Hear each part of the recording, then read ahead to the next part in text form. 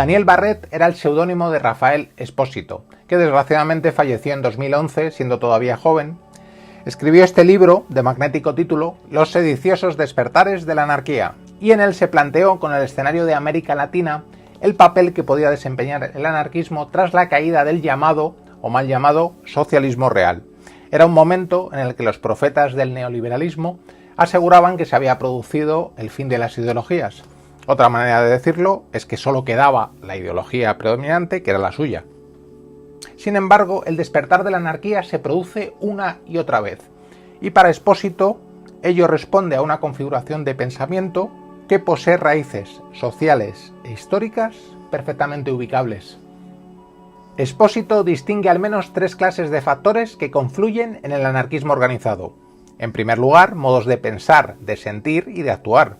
En segundo, articulaciones sociales, políticas y económicas. Y por último, y tal vez más importante, los conflictos, luchas y configuraciones que se dan en una época determinada. Es lo que se define como una historicidad de la que apropiarse, sin determinismo alguno, sino como condiciones de posibilidad y como campo de oportunidades.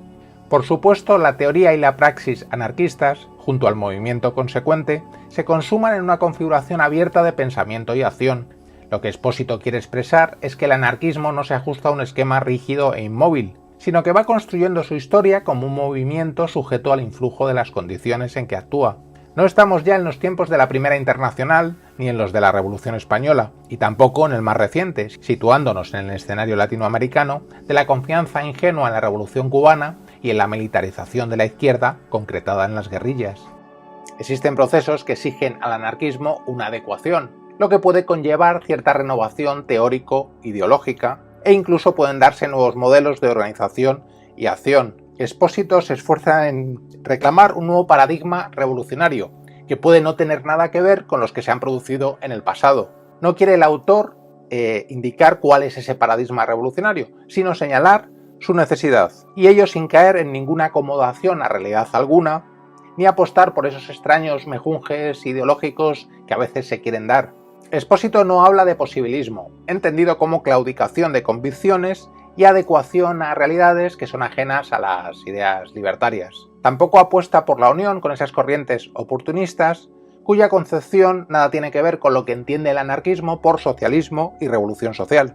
Tal y como el mismo Espósito expresa, se trata de un ejercicio de reafirmación en las ideas libertarias, el cual se funda en una crítica radical al poder y en una inconmovible ética de la libertad. Es por eso que resulta imposible toda negociación ni ningún atajo que desvíen al anarquismo organizado de su propio horizonte y objetivos. El libro fue escrito entre los años 2002 y 2007, como un intento de recoger los aspectos más generales de lo que es el resurgimiento libertario de los últimos años. En los dos artículos llamados Los sediciosos despertares de la anarquía y El anarquismo hoy, moda o tendencia, trata de esclarecer las características del resurgir anarquista y las razones que lo motivan en la época que vivimos.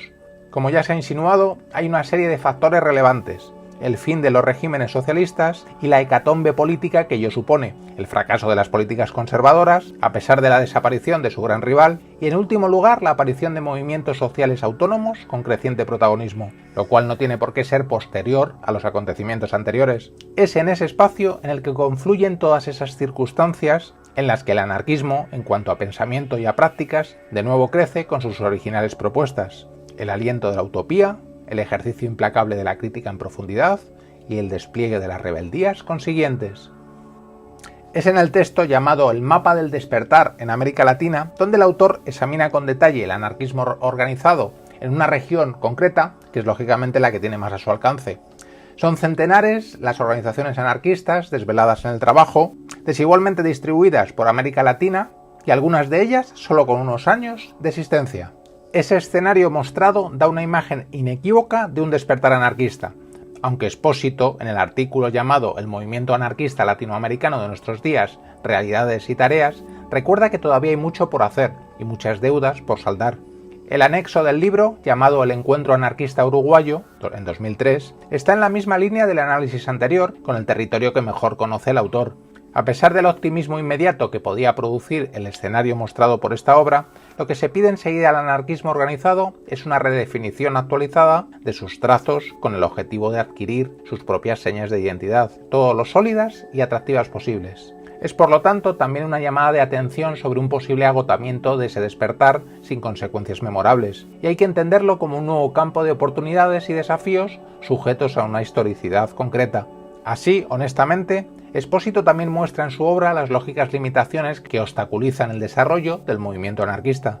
El nuevo paradigma dentro del anarquismo debería recoger y al mismo tiempo expresar de modo crítico las nuevas formas de pensar, sentir y actuar, las nuevas articulaciones sociales, políticas y económicas, y también las muchas formas que existen en la sociedad de enfrentamiento con el poder establecido y también con las aspiraciones a serlo.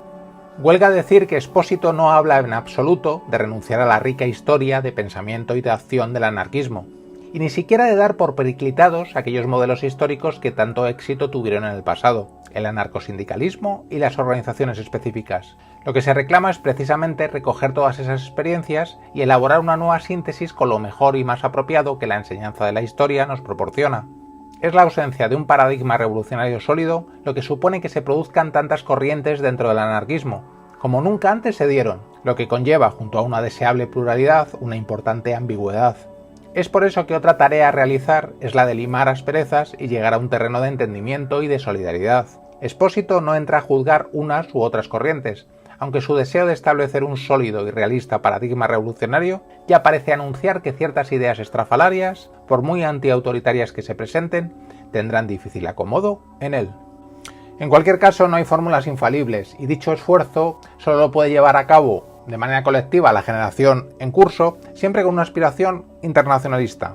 Parece imprescindible, en aras de potenciar un movimiento libertario con un horizonte diáfano, establecer redes provisorias en amplias extensiones regionales para intercambiar inquietudes y experiencias, así como buscar siempre la participación libertaria en aquellos movimientos sociales con prácticas afines, pues para tratar de consolidar, de un modo no autoritario por supuesto, la autonomía y la horizontalidad.